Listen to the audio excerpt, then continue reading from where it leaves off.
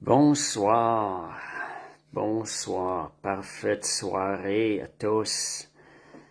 Ce soir, sujet de l'étude, vivre avec la faveur de Dieu. Bon, je vais commencer à distribuer des liens.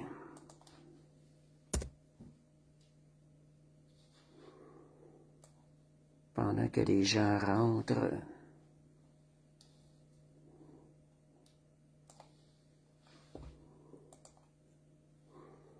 Merci Seigneur, alléluia, gloire à Dieu.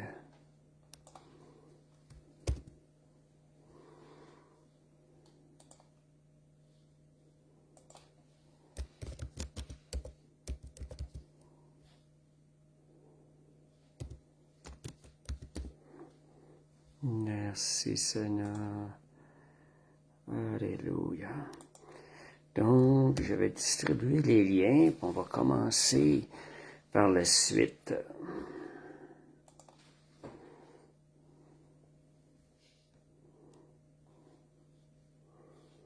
Merci Seigneur. Alléluia.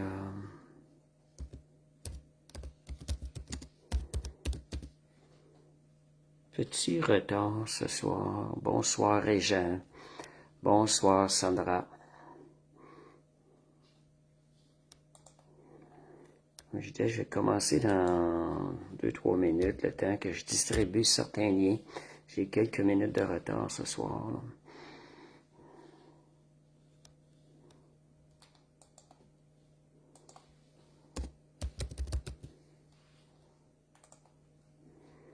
Donc, c'est vivre avec la faveur de Dieu. Cette semaine.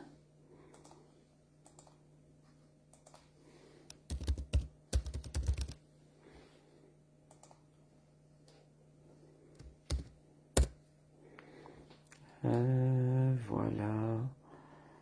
Et voilà. Donc, merci Seigneur.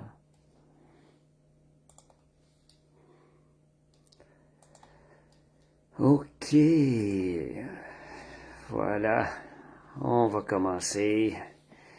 Merci Seigneur. Amen. Oui, justement, la faveur de Dieu va nous permettre de prendre l'envol de l'aigre et d'expérimenter la vraie liberté en Christ. Amen. Merci Seigneur. Alléluia. Alléluia. Merci Seigneur. On va commencer par la prière. Il est déjà 8h10. Merci Seigneur. Seigneur, on veut te remercier le privilège, Seigneur, d'être et d'avoir accès à ta faveur, Seigneur Dieu. Ta faveur est une bénédiction pour nos vies, Seigneur Dieu. Et Seigneur, viens ce soir nous enseigner par le Saint-Esprit comment marcher sous ta faveur, car c'est le désir de ton cœur, Seigneur, et c'est ce que tu as préparé pour nous. Merci, Seigneur Dieu. Que ton nom soit élevé, Seigneur Dieu, que ce soir, cet enseignement nous démontre ton cœur, Seigneur Dieu, et combien tu nous aimes et combien est grand ton désir de manifester ta faveur dans nos vies. Au nom de Jésus. Amen. Amen. Merci Seigneur. OK, donc, alléluia, merci Seigneur. Donc, vivre avec la faveur de Dieu. Lorsqu'on va apprendre à vivre davantage sous la faveur de Dieu, c'est quelque chose qui honore Dieu davantage. Des fois, on peut penser la faveur de Dieu, c'est une façon qui peut être centrée sur soi, ou c'est nous qui voulons obtenir plus. Non, encore plus important que ça. C'est une marche qui va honorer le Créateur, qui va honorer le cœur de Dieu. C'est une marche qui va témoigner de l'amour de Dieu, de la grâce de Dieu envers nous. Puis en même temps de nous témoigner sa puissance, sa souveraineté au-dessus des situations. Fait que merci Seigneur. Donc, on va commencer cette étude. C'est ça, votre désir. Première chose, des questions souvent se poser. Est-ce que votre désir dans votre façon de vivre et de glorifier Dieu. Pour se réaligner notre désir dans le but de glorifier Dieu. Notre désir, on a été créé pour ça. On a été créé pour glorifier le nom de Dieu. C'est dans cette manière de vivre que nous allons vivre les plus beaux moments, qui va nous être le plus agréable de vivre.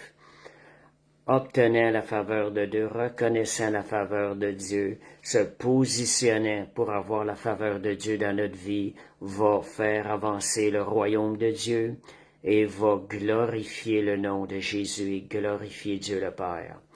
Fait que c'est le pourquoi de l'enseignement ce soir. On va pas à Dieu pour des faveurs particulières, juste pour nos vies. Mais quand on élève notre pensée, on va aller vers Dieu pour avoir ses faveurs, afin que notre vie vienne aussi le glorifier.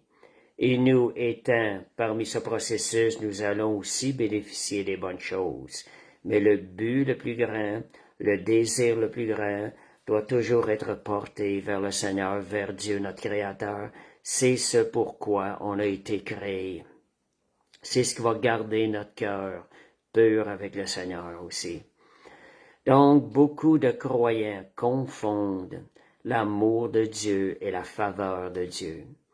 Puis parfois, à cause des choses qu'ils sont en train de vivre, des difficultés, à cause qu'ils ne voient pas la faveur de Dieu assez abondamment dans leur vie, ils en viennent à douter de l'amour de Dieu. Seigneur, si tu m'aimes, pourquoi je n'ai pas ta faveur? Mais ce soir, on va voir la différence entre l'amour de Dieu et la faveur de Dieu.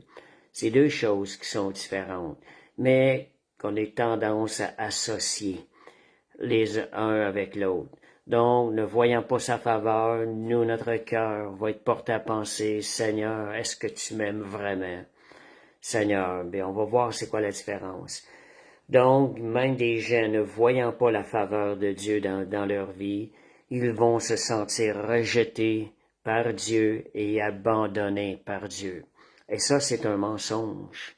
Dieu n'abandonne jamais le juste.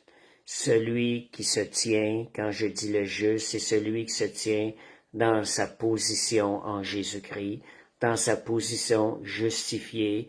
Dieu ne s'éloignera pas de cette personne-là. C'est nous qui nous éloignons de Dieu. Dieu ne rejette personne, il ne fait exception de personne. Il nous a prouvé son amour en envoyant mourir Jésus sur la croix pour tous les hommes, sans exception. Ça, c'est l'amour de Dieu. Donc, voyez, quand les gens prennent l'attitude ou reçoivent ce sentiment-là de rejet dans leur vie, ils laissent agir le sentiment de rejeté par Dieu, pas aimé de Dieu, abandonné par Dieu.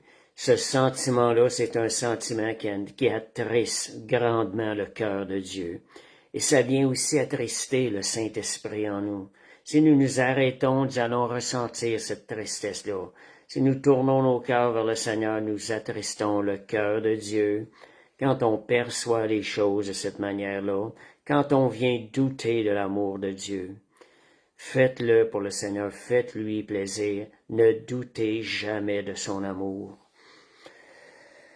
Donc, vivez-vous, si vous regardez votre vie, est-ce que vous vivez votre vie avec une foi dans son amour, une foi qui est inébranlable dans son amour et sa faveur envers vous? Est-ce que vous vivez une vie où vous attirez la faveur de Dieu? C'est deux choses. Est-ce que vous croyez vraiment l'amour de Dieu? Vivez de cette façon-là dans l'amour inébranlable de Dieu. Moi, je me rappelle dans une de mes épreuves les plus difficiles de ma vie, jamais j'ai douté de l'amour de Dieu. Oui, il y a eu un petit peu ébranlé des fois, mais je me disais, Dieu est amour. Dieu ne peut pas faillir. Dieu ne peut pas...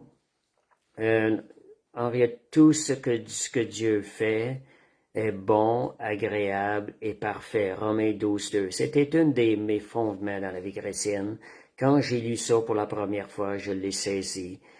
La volonté de Dieu, c'est ce qui est bon, agréable et parfait. Il n'y a pas un once de mal dans le cœur de Dieu. Quel que soit ce qui nous arrive, le problème n'est pas au niveau du cœur de Dieu. Le problème est ici bas sur terre. Fait que quand vous vivez des épreuves, ne doutez jamais de l'amour de Dieu.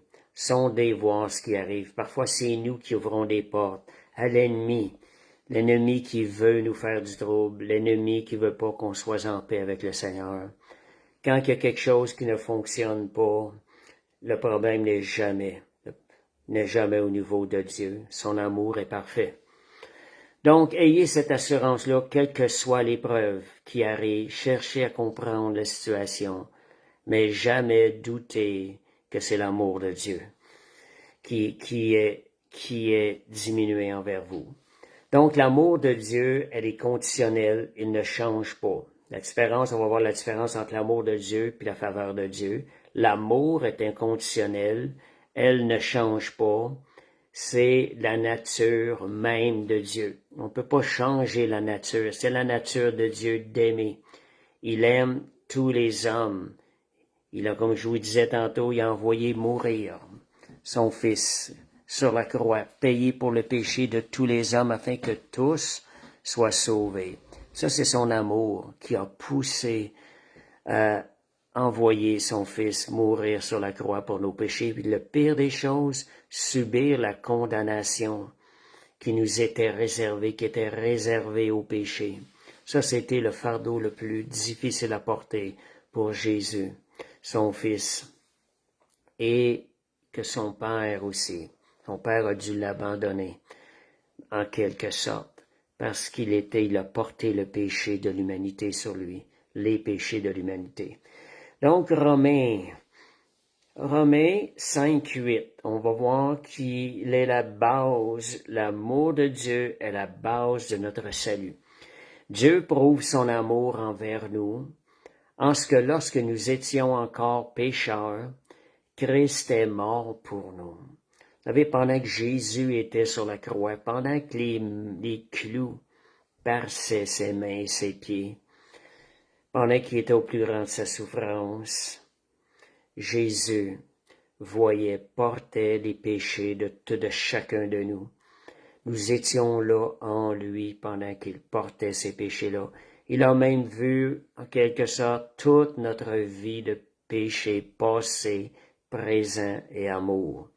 Et pendant ce moment de souffrance intense, où il portait le péché, c'est une souffrance qui est encore plus lourde que la souffrance de son corps à ce moment donné-là. Jésus a dû porter cette souffrance-là.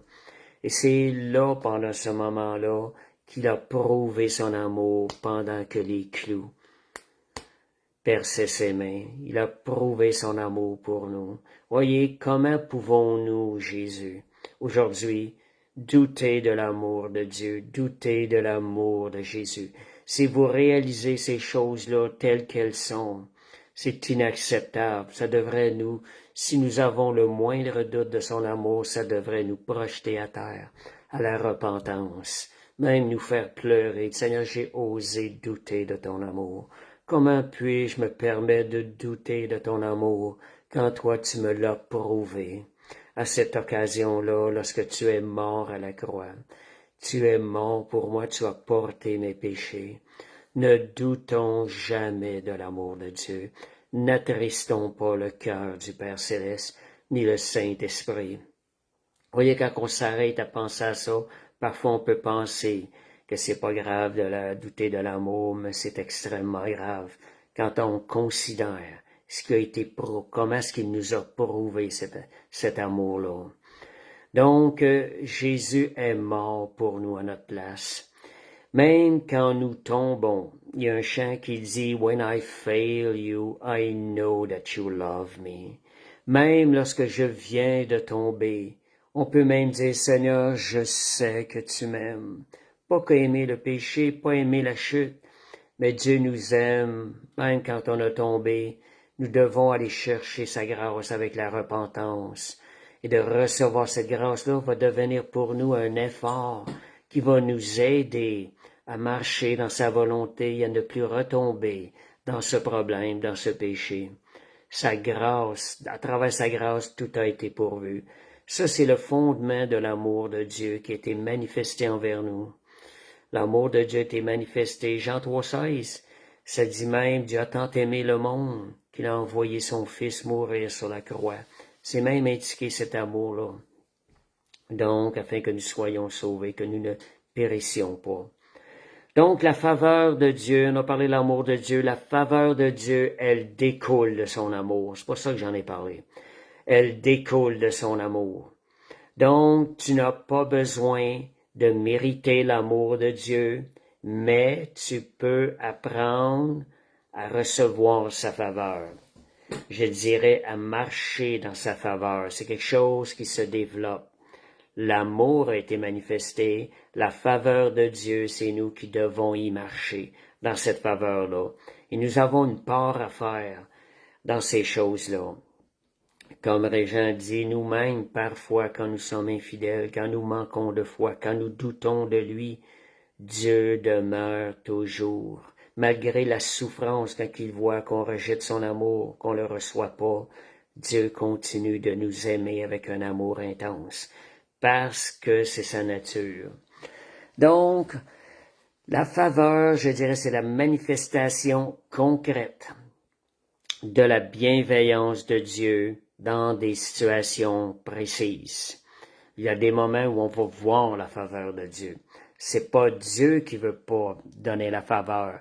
Les situations peuvent devenir un obstacle. Notre attitude peut devenir un obstacle qui en nous empêche de recevoir la faveur de Dieu. Le péché peut être un obstacle. Le péché est un obstacle qui nous empêche de recevoir le Dieu. J'avais eu une petite image au début de ma vie chrétienne. Il y avait un croyant qui était à genoux et qui priait, mais qui avait du péché dans sa vie. Et devant lui, il y avait un grand mur de briques qui passait. Et de l'autre côté du mur de briques, il y avait le soleil qui brillait de ses rayons. Et représentant Dieu dans son amour. Les rayons représentaient l'amour de Dieu qui était projeté vers le croyant. Mais le mur de briques empêchait le croyant de recevoir cet amour-là, d'en bénéficier de la chaleur. Les rayons d'amour et de bonté de Dieu ne pouvaient l'atteindre. Et le croyant à genoux croyait que Dieu l'avait abandonné, que Dieu avait arrêté de l'aimer. Mais c'était le péché qui avait dressé un mur entre Dieu et lui. Voyez que le problème n'est jamais au niveau du cœur de Dieu.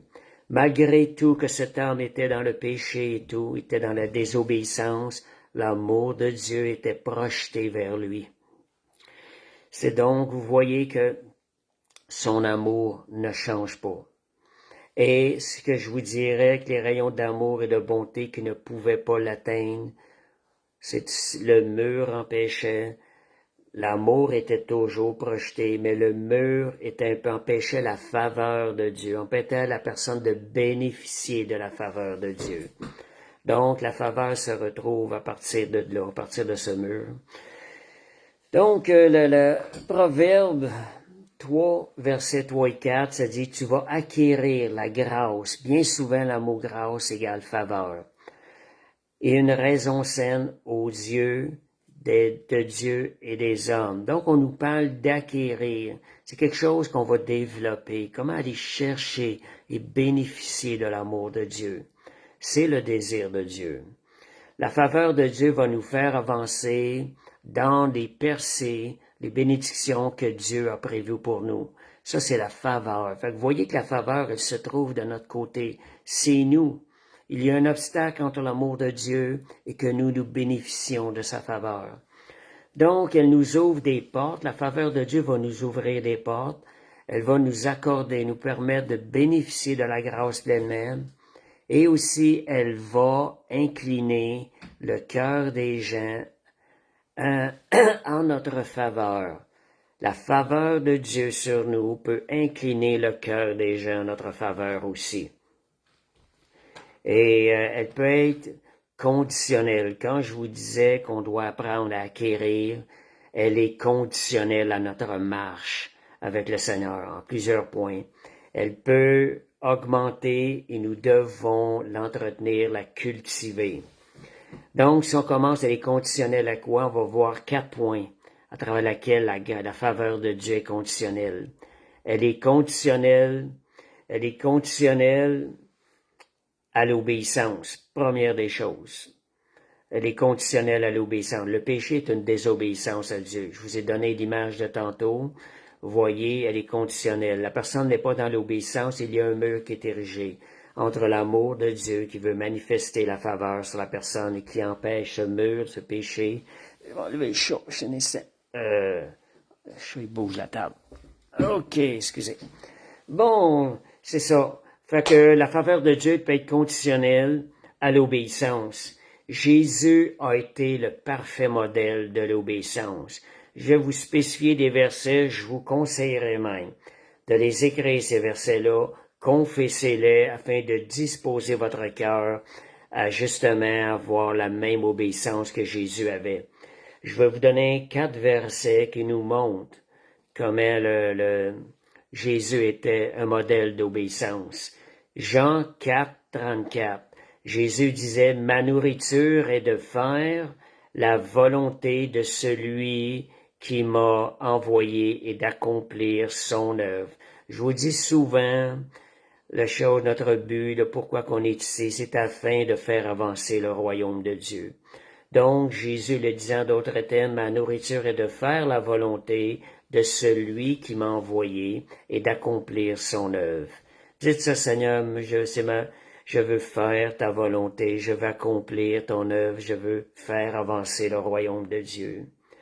Donc, Jésus se nourrissait ses pensées de ses désirs. Jean 6, 38, « Car je suis descendu du ciel pour faire non pas ma volonté, mais la volonté de celui qui m'a envoyé. » De la même manière, nous sommes nés de nouveau pour faire avancer le royaume de Dieu, pour juste faire la volonté, accomplir la mission que Dieu a pour nous sur cette terre. Jean 5, 30, « Je ne peux rien faire de moi-même. Je cherche non ma volonté, mais la volonté de celui qui m'a envoyé. » Voyez comment Jésus se tournait constamment vers les désirs du Père et la volonté du Père. Nourrissez votre esprit des mêmes choses. Hébreux 17, ça dit, « Voici, je viens pour faire, ô Dieu, ta volonté. » Faites de ces versets-là une confession quotidienne le matin quand vous vous levez. Ça va venir disposer votre cœur à faire la volonté de Dieu. Jésus a été notre modèle. À ce niveau-là, c'était le meilleur modèle. Donc, Jésus était concerné pour la mission de Dieu, son Père. Il voulait faire avancer le royaume du Père. Et nous devons avoir le désir de faire avancer le royaume de Dieu ici-bas sur terre. 1 Roi 17, 2, 4. Quand on parle d'obéissance, qu'est-ce qui fait que l'obéissance parfois peut être la désobéissance, parfois peut nous empêcher d'avoir la faveur de Dieu. On a parlé que le péché est une des causes. Si je regarde ici, on va lire le verset 1 Roi 17, 2, 4.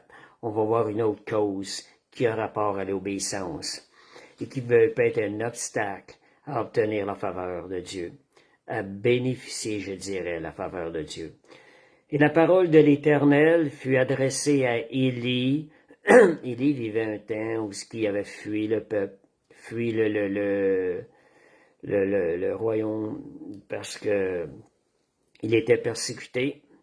Et la parole de l'Éternel fut adressée à Élie en ces mots, « Pars d'ici. » Vous voyez qu'elle donne des instructions. « Dirige-toi vers l'Orient et cache-toi près du torrent de Kérit, qui est en face du Jourdain. Tu boiras de l'eau du torrent, et j'ai ordonné aux corbeaux de te nourrir là. » Il est bien dit de te nourrir là. L'obéissance va te positionner à un endroit où la faveur de Dieu a déjà été prévue.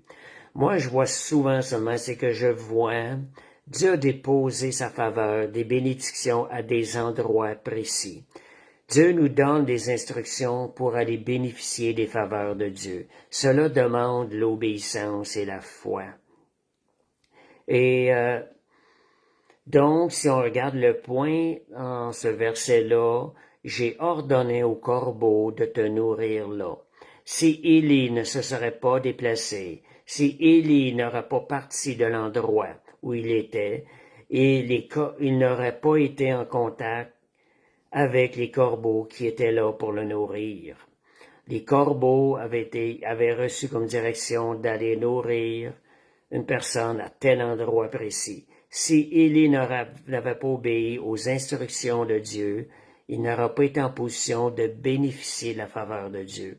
Dans notre vie, c'est la même chose. Il y a des endroits où la faveur de Dieu, je dirais la bénédiction de Dieu a déjà été déposée. C'est à nous, justement, de marcher dans l'obéissance. Et si on est là aux bons endroits, au bon moment, la bénédiction de la faveur de Dieu, on va être capable de la recevoir. Caisse 2, donc, les corbeaux, c'était des oiseaux charognards, réputés impurs. Ils apportent de la nourriture 2 fois par jour. C'est ce qui est écrit dans la Bible. Donc, si on regarde, c'est pas juste un raisonnement, mais l'obéissance, parfois, on peut ne pas comprendre. Être nourri par des corbeaux qui sont des êtres charognards, qui mangent la charogne, c'est pas quelque chose qui peut t'inspirer bien, mais quand le Seigneur donne des instructions, tu dois obéir. Je crois que Dieu avait permis ça justement pour que Élie puisse avancer par la foi, qu'il puisse obéir, demandant la foi. Et c'était permis de Dieu, parce que c'est quelque chose qui est agréable à Dieu lorsqu'on décide d'y croire sans comprendre. On appelle ça la foi. Et cela est agréable à Dieu, ça démontre une attitude de confiance envers lui. Donc, la faveur de Dieu, deuxième point, elle peut être on avait dit conditionnelle à l'obéissance. Deuxième point, elle peut être conditionnelle à notre fidélité. Notre fidélité va faire qu'on va être au bon endroit, au bon moment, là où la bénédiction ou la faveur de Dieu est déjà déposée. Donc, la faveur, c'est pas seulement obtenir une bénédiction, c'est souvent une responsabilité qui est confiée. C'est agréable de sentir que quelqu'un nous fait confiance pour une œuvre. C'est une faveur qu'on obtient de l'Éternel, lorsqu'on obtient la confiance de l'Éternel. Mais cela demande la fidélité. Luc 16, 10. Celui qui est fidèle dans les petites choses l'est aussi dans les grandes.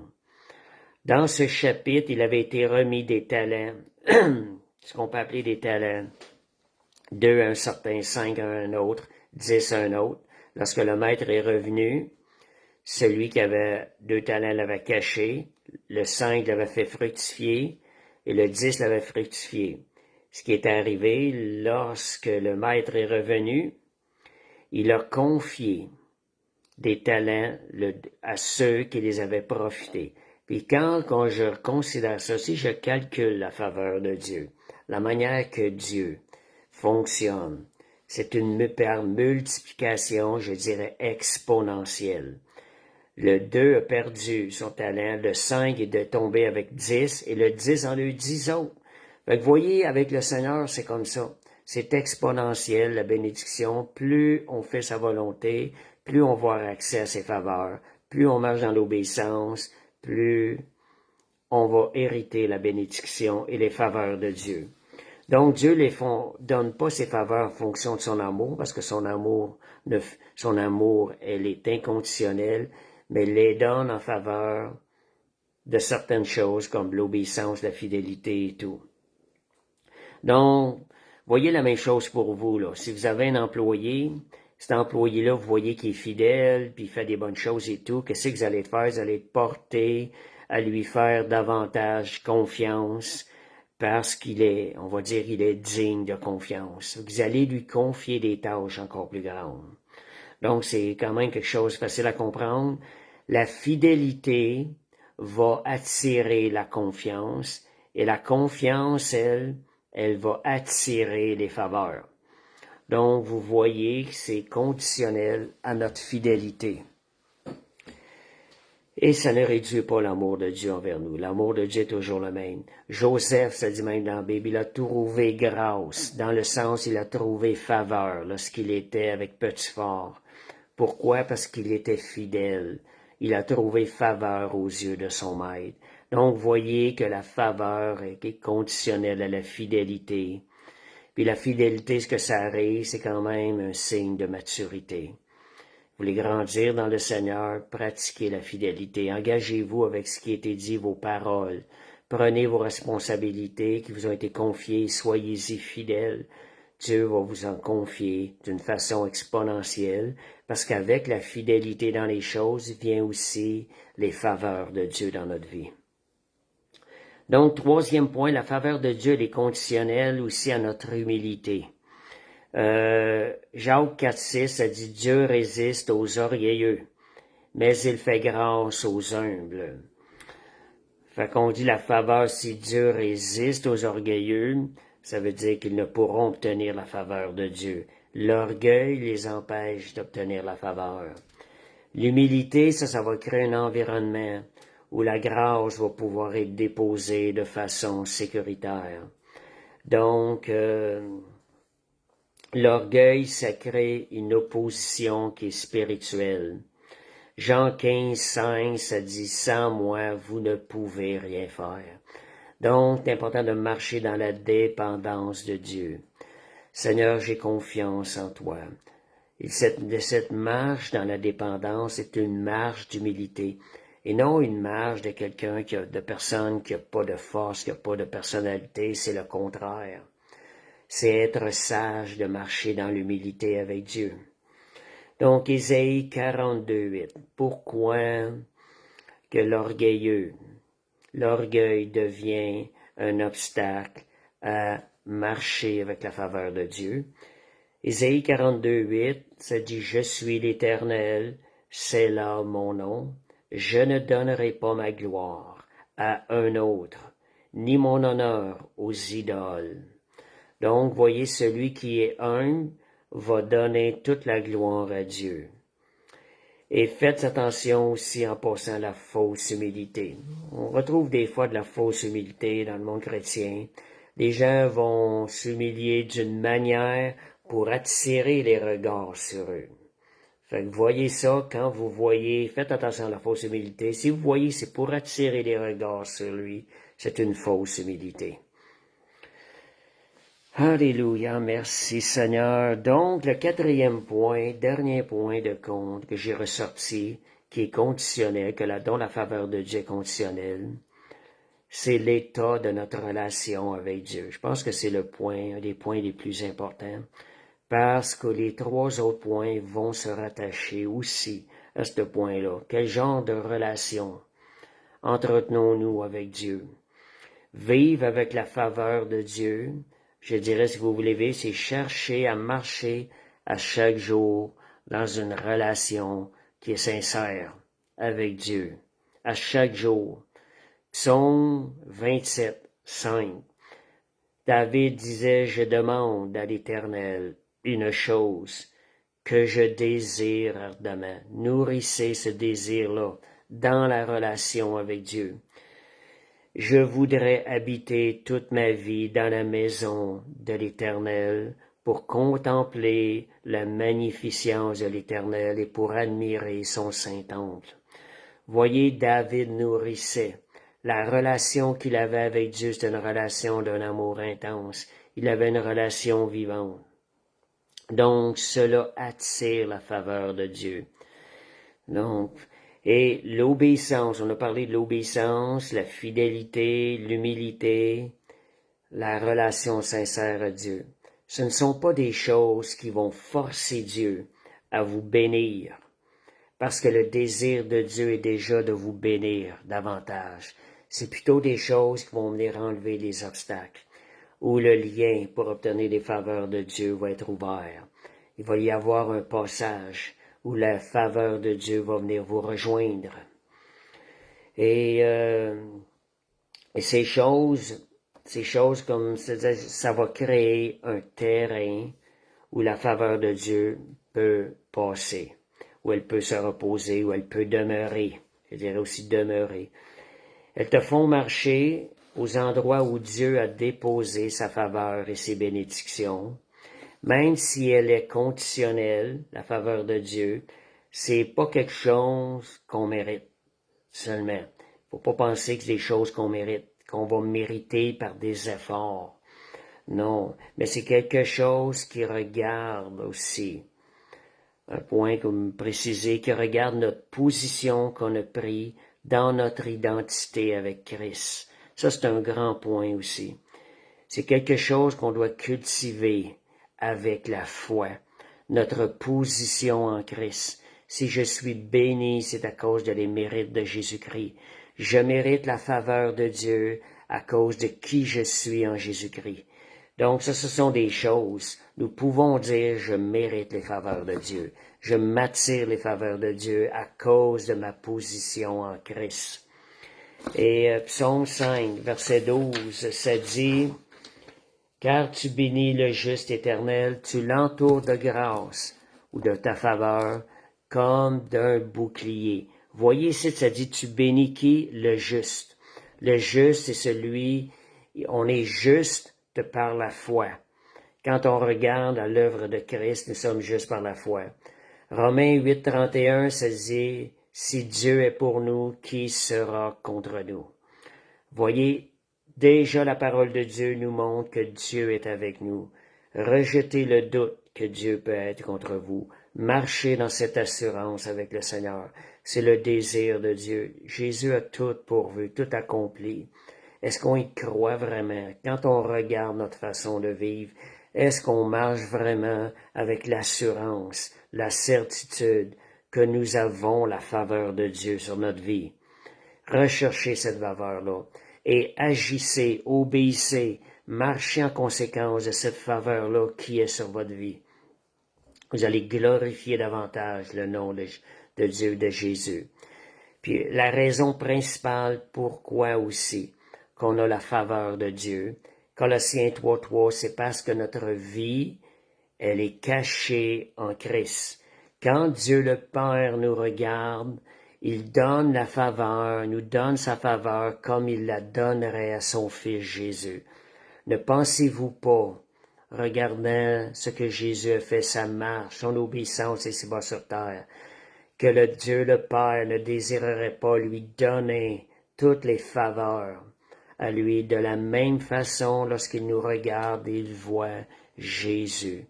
Alors nous avons accès aux faveurs de Dieu. C'est à nous de nous positionner par la foi, de ne point aussi refuser.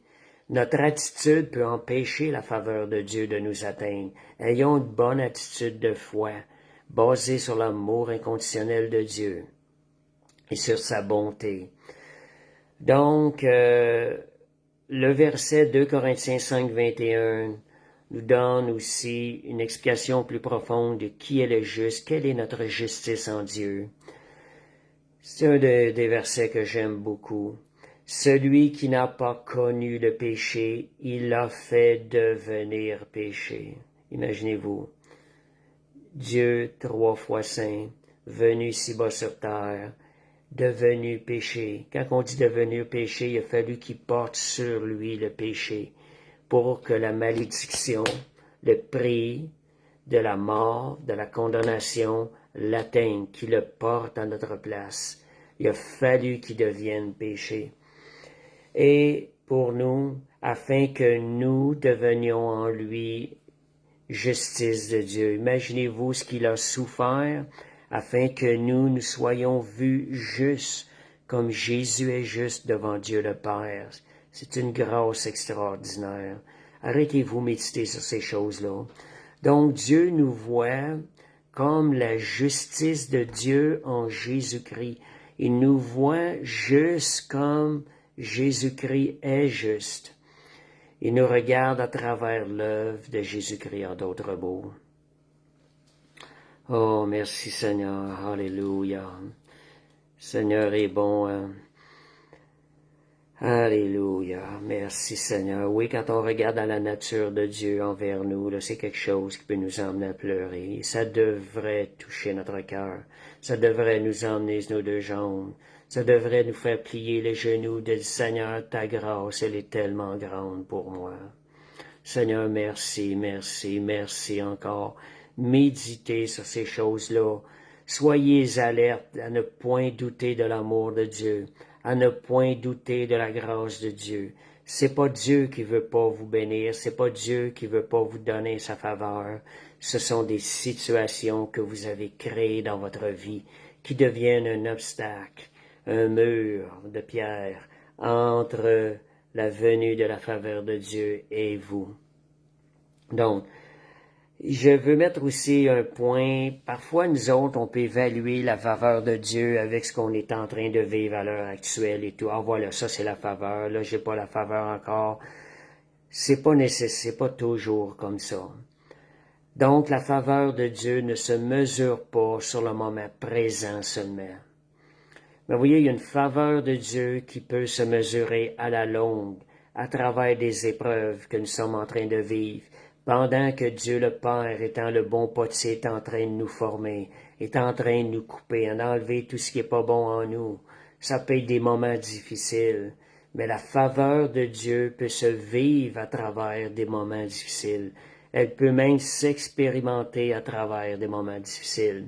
Je vais vous donner quelques points.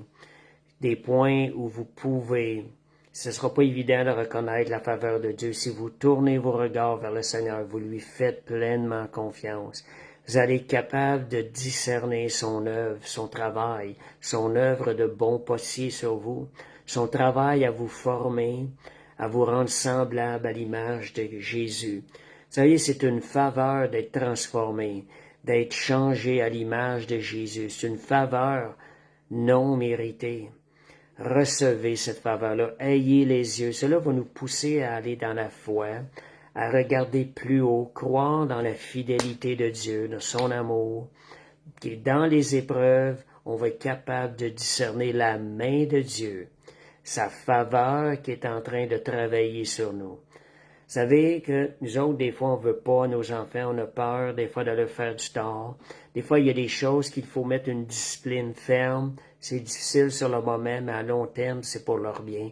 De la même façon, Dieu le Père, parfois, il peut nous discipliner. Ça peut être à long terme, mais le but final va être la gloire de Dieu. Alléluia. Donc, si je regarde, elle se mesure plus. Premièrement, je vais vous donner des endroits où dans la préparation. Quand Dieu est en train de préparer une œuvre sur nous, sa faveur, elle est là. Pour nous, ça peut être souffrance, mais c'est la faveur de Dieu qui est en train de se manifester. Si Dieu vous isole, vous vous sentez mis à part, vous sentez des fois les jeunes comme vous rejettent des choses de même, faut pas prendre l'offense du rejet. Regardez au niveau de Seigneur, qu'est-ce que tu veux m'apprendre à travers ça? Seigneur, tes plans sont parfaits. Vous savez que beaucoup d'hommes de Dieu ont été, Dieu les a mis à part. Il les a mis à part, il les a isolés. Ils n'avaient plus d'endroit où ils pouvaient aller, plus d'église qui les acceptait. Mais Dieu, pendant ce temps-là, c'était son œuvre, sa faveur qui était sur cette personne-là pour pouvoir l'avoir à lui seul, pour pouvoir passer du temps avec lui et le former et le transformer. Dieu l'emmenait, le poussait à travers ces événements-là dans le lieu secret pour faire de lui un vaillant guerrier. Il l'a éloigné des foules pour faire de lui un vaillant guerrier. Voyez, ça, c'est une des faveurs, isolée des fois du monde. Dieu nous isole, nous emmène dans un désert pour passer du temps avec nous. Dans Osée, ça dit justement, voici, je veux l'emmener au désert. Dieu parle de quelqu'un qui veut l'isoler, l'emmener au désert pour passer du temps avec la personne. Donc, voyez, ça, c'est une des faveurs qui est cachée, qu'on ne voit pas, qui peut être difficile pour nous à vivre, mais le fruit final est incomparable. Deuxième chose, votre vie prend un tournant difficile. Ça devient difficile. C'est un chemin, on dirait que tout va mal. Vous perdez des choses, vous sentez des pertes, il y a des pertes dans votre vie. Dieu vous éloigne, Dieu enlève des personnes dans votre vie, vous vous retrouvez un peu seul, puis toutes sortes de choses qui arrivent. Mais la chose qui arrive, des fois, Dieu vous empêche d'aller à des endroits parce qu'il y a aussi, il vous protège. Il peut y avoir des chemins qui nous conduisent loin de Dieu. Dieu, quand il nous éloigne de ces chemins-là, qui parfois peuvent être difficiles, ça paraissait mieux, mais il nous empêche d'aller là. Ben, c'est un chemin, c'est Dieu qui est en train de mettre sa protection sur notre vie. Il nous conduit au bon endroit. Donc ça, c'est un deuxième point qui apparemment, on peut mal prendre ça si on n'a pas les yeux tournés vers le Seigneur, si on ne lui fait pas pleinement confiance. Le troisième point, vous vivez des épreuves plus grandes que les autres. Vous savez que des fois, les gens se donnent des épreuves, ils sont responsables. Mais bien souvent, il y a des épreuves, il y a des personnes qu'on voit qui sont éprouvées, vraiment éprouvées sans qu'il n'en soit, sans qu'il n'ait ouvert les portes à cela. Mais c'est Dieu dans ce temps-là qui laisse l'ennemi agir dans le but de vous former puis de vous rendre encore plus fort. Il va vous forger à travers ces épreuves-là. Vous allez devenir invincible face à l'ennemi. Et ça, c'est l'œuvre de Dieu. Et ça, c'est une faveur de Dieu qui vous permet d'être éprouvé un certain temps par l'ennemi. Mais son but est de vous forger et de vous rendre invincible face à cet ennemi-là. Voyez, ça, c'est une œuvre encore qui se fait dans le secret comme en arrière. Quatrième chose, c'est que le confort. Le confort, bien souvent, nous éloigne de Dieu. Mais Dieu va travailler dans votre cœur. Vous ne serez jamais satisfait du confort que vous avez. Vous allez désirer quelque chose de plus. Seigneur, ces choses-là ne me satisfaisent plus. Vous êtes un peu comme Salomon qui a réalisé, que toutes les richesses de la vie ne pouvaient lui apporter la vraie joie, le bonheur. Ces choses-là vont nous retourner, va tourner notre cœur à crier vers le Seigneur. Seigneur, j'ai besoin de choses qui sont vraies, véritables, durables, pas passagères, mais éternelles. Donc, parfois, de ne plus avoir aucun goût pour le confort est une œuvre que Dieu fait en nous pour nous emmener plus loin avec lui. Et aussi, vous voyez, un cinquième point, vous allez voir des portes qui se ferment partout. Puis vous n'allez pas comprendre sur le moment. Dieu va fermer des portes un peu partout. Puis on pense, nous autres, que ces portes-là étaient pour être bonnes pour nous, mais Dieu connaît l'avenir. Dieu savait qu'est-ce qui était bon pour vous, malgré des efforts intenses, extrêmes que vous avez faits pour gagner des postes au travail ou des choses de même. Dieu va fermer les portes. Et là, il va y avoir une direction. Et cette redirection-là, vous allez considérer plus tard quelle était la faveur de Dieu. On a entendu des témoignages comme ça. Des portes se fermaient quelque part, un bel emploi, mais Dieu dirigeait la personne vers une autre sorte d'emploi qui était grandement supérieure à ces choses-là. Une personne perd son travail et lorsqu'elle arrive dans un autre endroit, elle retrouve 2 fois ce qu'elle avait au travail précédent. On peut appeler ça une porte fermée quand une personne perd son travail. Mais Dieu a des plans plus grands que ça. Vous voyez, la faveur de Dieu n'est pas toujours mesurable sur le moment présent, sur les bienfaits qu'on peut ressentir sur le moment présent. Il faut parfois regarder plus haut par la foi et faire confiance à celui qui est en contrôle. Dieu est en contrôle. Fait que, il y a aussi au 6e point, vous allez ressentir un effort, quelque chose qui va vous pousser à la discipline. Seigneur, j'ai besoin de ça. Bien souvent, l'insatisfaction va vous pousser à la discipline. Vous allez vouloir rechercher, obtenir plus de Dieu. J'ai besoin de me discipliner. Seigneur, je veux plus ces choses. Je n'aime pas ce genre de vie que je mène aujourd'hui. Je veux une vie plus ordonnée, Seigneur Dieu. Il y a quelque chose qui va nous pousser à la discipline. Une désatisfaction du moment présent peut nous pousser à la discipline afin d'aller chercher plus, d'obtenir plus. Donc, le moment où on n'est pas satisfait, on n'aime pas les situations qu'on vit, ce sont des moments de faveur de Dieu qui vont nous pousser vers quelque chose, vers la faveur de Dieu qui va nous permettre d'obtenir plus du Seigneur. Donc aussi, des signes aussi. Il va y avoir des situations quand Dieu veut résister, Dieu veut développer une résistance à des situations. Des situations qui auraient dû vous briser complètement. Dieu vous fortifie de gloire en gloire. C'est un peu rattaché ce que je disais, il va y avoir beaucoup d'épreuves. La chose qui va arriver, vous allez en ressortir plus fort. Vous allez être armé davantage. Vous allez faire du muscle spirituellement. Et vous n'en sortirez pas amer de ces situations-là. La joie de l'Éternel va remplir votre cœur. Et autre point aussi, si vous vous sentez inconfortable face à la corruption et des mensonges, voyez ça autour de vous, vous vous sentez pas confortable dedans, ben c'est votre esprit qui vous révèle ce qui n'est pas pur. Dieu vous emmène vers une pureté plus grande. Donc, ce qui arrive à travers tout ça, à travers toutes ces épreuves-là, des épreuves qui sont la faveur de Dieu, le résultat, c'est que Dieu vous façonne à son image. Et il va développer aussi la patience, parce que parfois c'est long d'être transformé. Dieu va développer la patience à travers vous.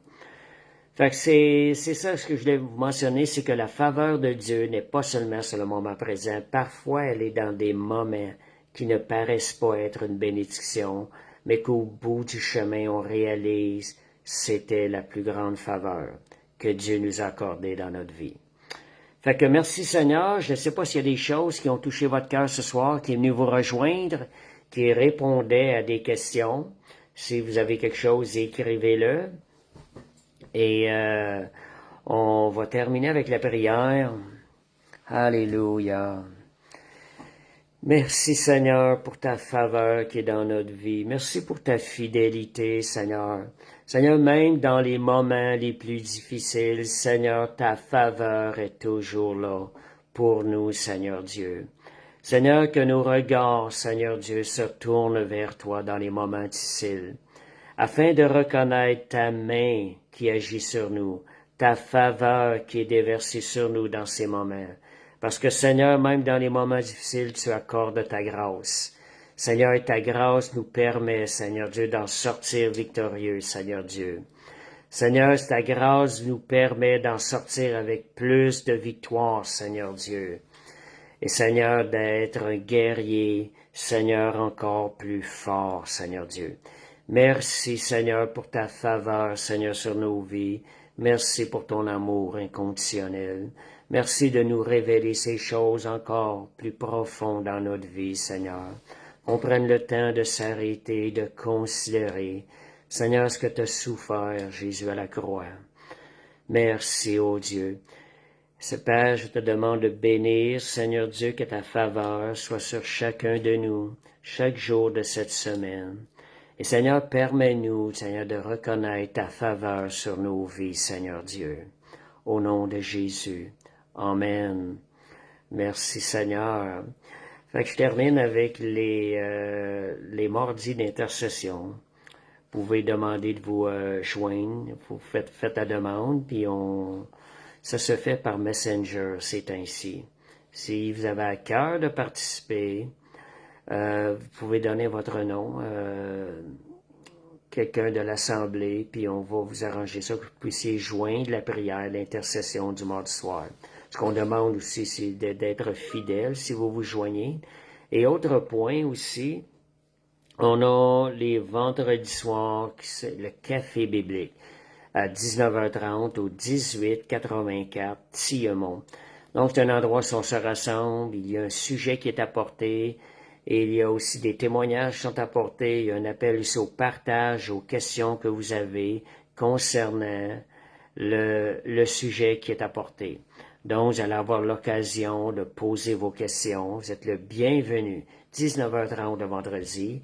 Il y a aussi les dimanches l'Assemblée qui est à 14h. Je vous le rappelle, arrivez avant, parce qu'à 14h, on a besoin d'une préparation avant de commencer. Préparez votre cœur, saisissez-vous dans la présence de Dieu, arrivez plus tôt et profitez aussi des bénédictions entre frères et sœurs.